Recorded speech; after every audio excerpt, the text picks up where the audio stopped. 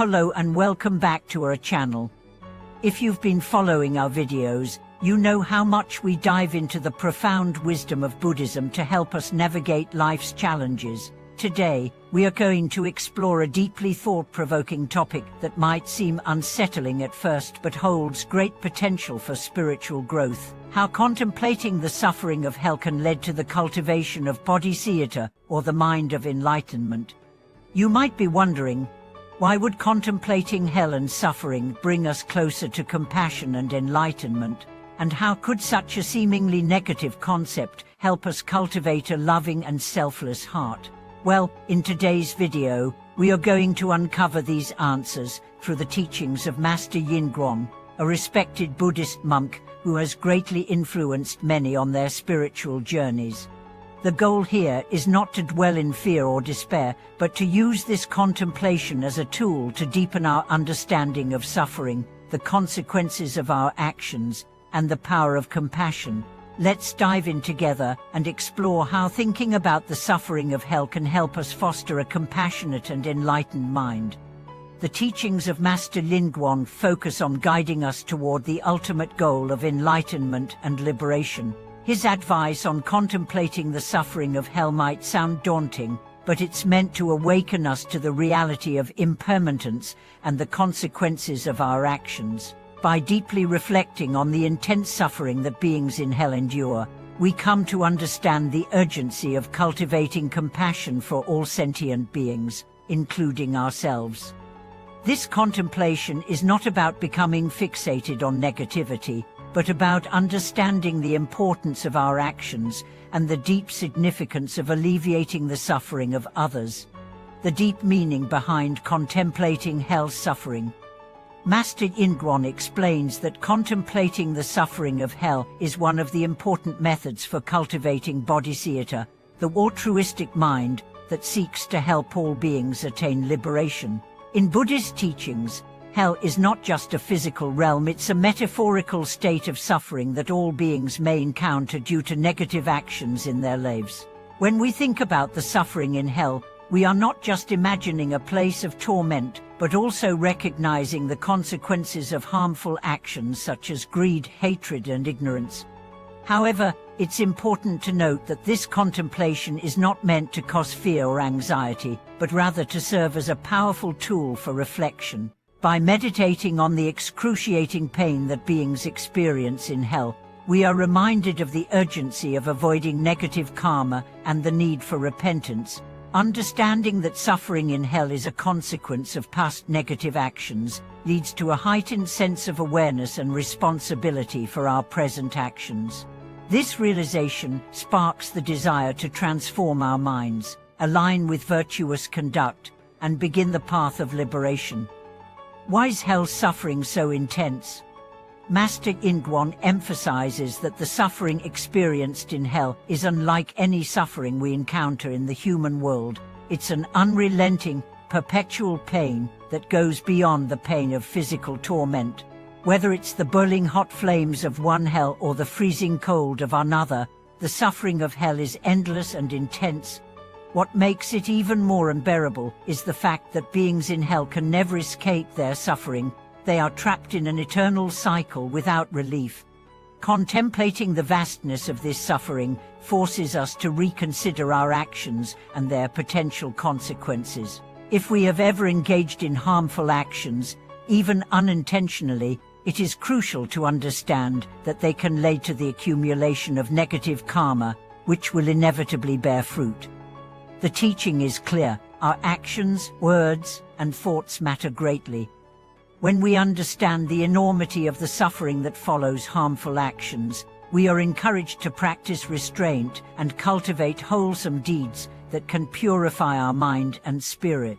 Master Yin also teaches that while the suffering of hell may seem incomprehensible, it is meant to help us awaken. The contemplation of this suffering becomes a catalyst for generating Bodhicitta. It helps us see the painful consequences of ignorance and urges us to create positive causes that led to the liberation of all sentient beings, not just ourselves.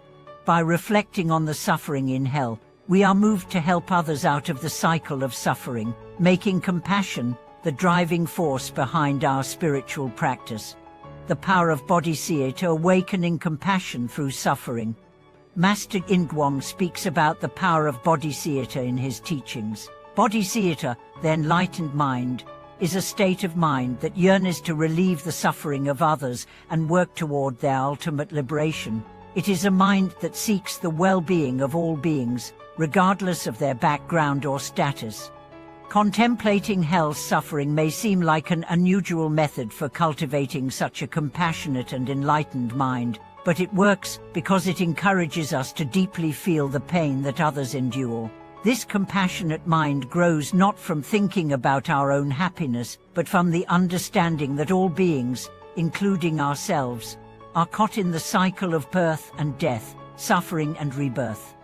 When we reflect on the agony experienced in hell, we understand that no being deserves such torment.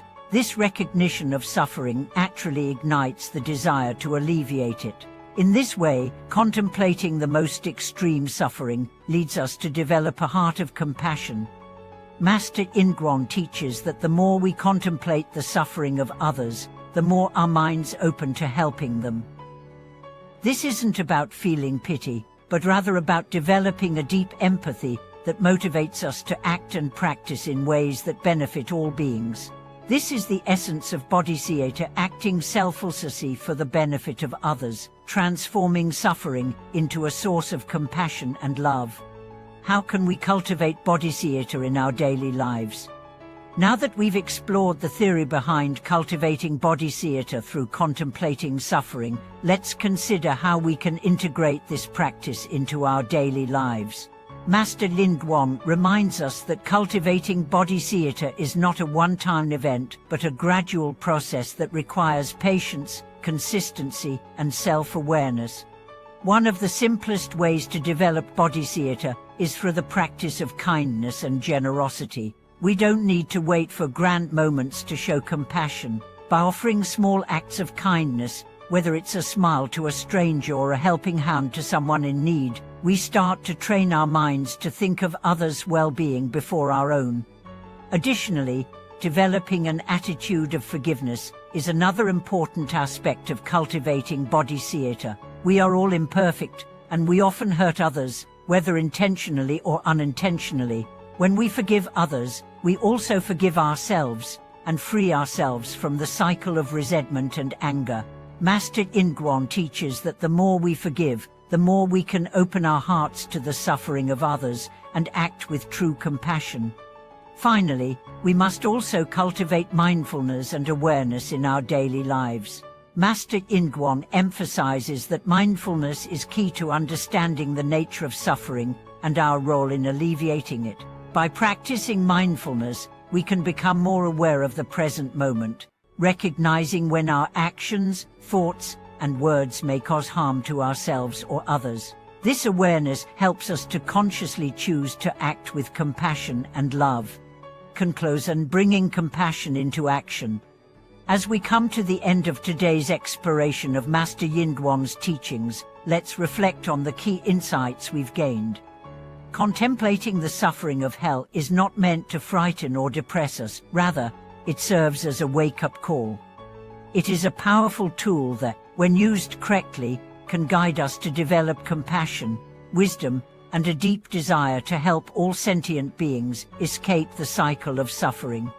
Through this contemplation, we are reminded of the fragility of life, the importance of our actions, and the need for compassion. By cultivating Bodhicitta, we not only transform ourselves, but also bring healing and hope to the world around us. Thank you for joining us in this deep exploration of Buddhist wisdom. If you found this video helpful, please share your thoughts and experiences in the comments below. Don't forget to like, subscribe, and hit the notification bell so you can stay updated on all our future videos. Let's continue to walk the path of enlightenment together. Thank you for watching, and we look forward to sharing more insights with you soon.